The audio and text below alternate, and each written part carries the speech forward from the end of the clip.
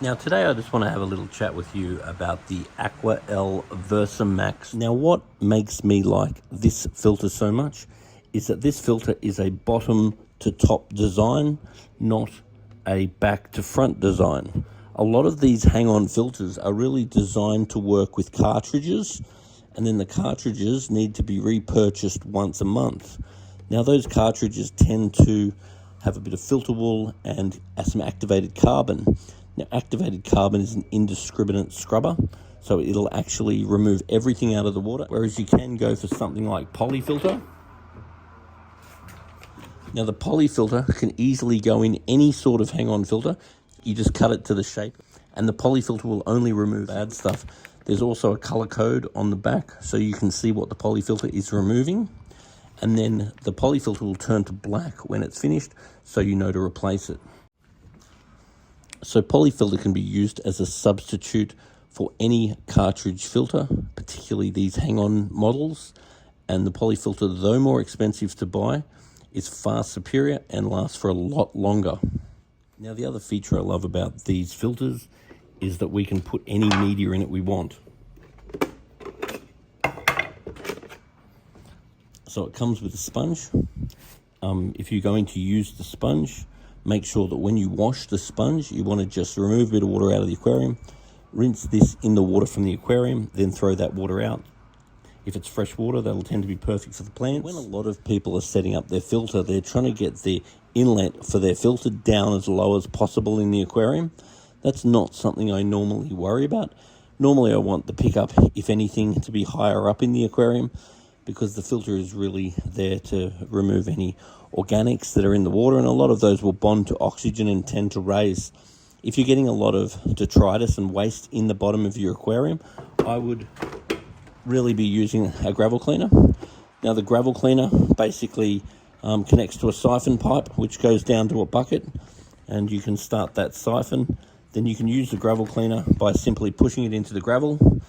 The gravel will spin around, the dirt will be removed, and then the gravel will fall back into the aquarium nice and clean, and that will allow you to remove any detritus out of the bottom of your aquarium while you're actually doing a water change, as opposed to having that clog up your filter.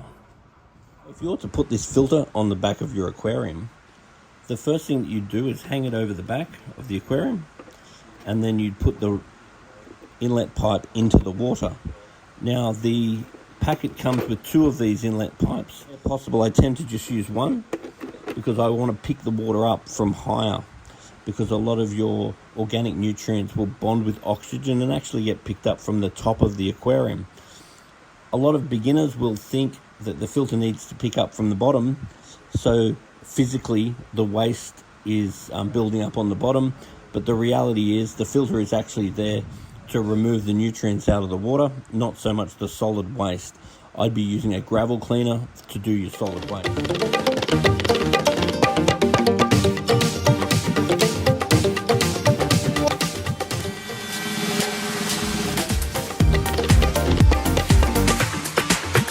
If you are getting a lot of waste in the bottom of your aquarium, also definitely look at the foods that you feed.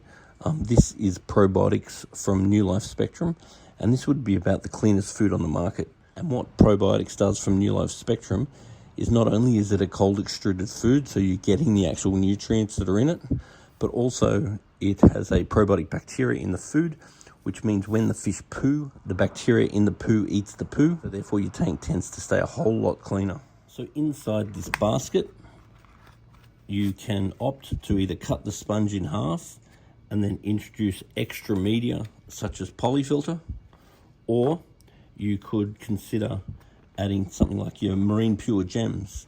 And the Marine Pure gems have got a much larger surface area than your sponge.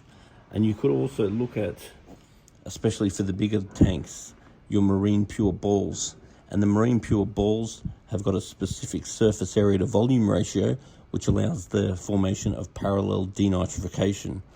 Now, if you add medias like Marine Pure and polyfilter to your Versamax hang-on filter, it's basically like supercharging it. It's like putting a turbo in your filter. So these filters are going to turn over quite a lot of water, in this case 800 litres an hour. This can be used for anything up to a 200 litre aquarium. And then this is going to flow back into the aquarium again, which is very good for oxygen.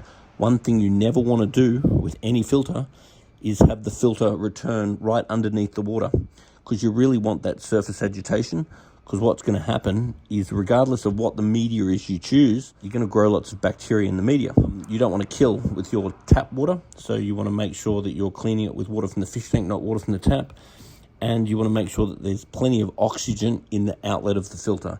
Any media is going to take a whole lot of oxygen out of the water, so you want to re-oxygenate the water with the outlet of your filter. And you want to consider the water coming out of your filter as re-oxygenation, not oxygenation.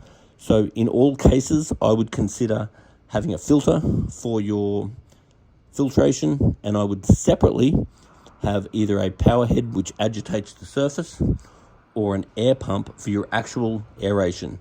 And that will also give you redundancy just in case anything does fail. Now, when you're putting this filter on your aquarium, this simple dial at the bottom will allow you to adjust the angle that the filter sits off the back of the aquarium. So you want to make sure that there's like a nice angle there so the filter can flow back in. We don't want it in this sort of situation, so there's any chance of, if the filter does bank up, we don't want the water going out the back. Every single filter or pump that pumps water is going to have an impeller. So it's important that you know where your impeller is and how to access it. So in this case, probably a couple of times a year, it would be a good idea just to pull the pump out of the unit. You'll find the pump just in the bottom of the filter like that. Then we just turn this and pull it out.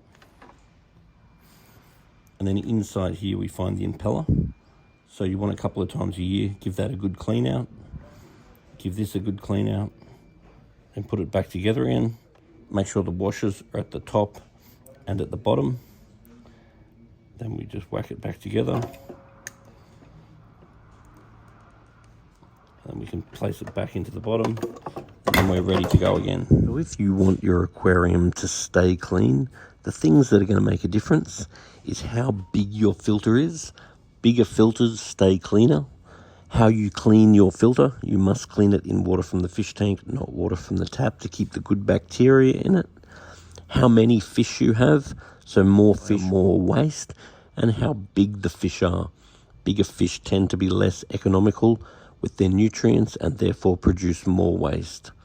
Now, the more advanced medias house a lot more good bacteria and tend to have parallel denitrification in examples such as your Marine Pure, which is a highly researched product that allows parallel denitrification. And there are very good quality chemical medias such as Polyfilter, which is a chemical and mechanical media which helps to remove nutrients from your aquarium. Also, your maintenance procedures, making sure that you're not just doing a water change by taking clean water off the top. You want to be removing the waste out of the bottom of the aquarium.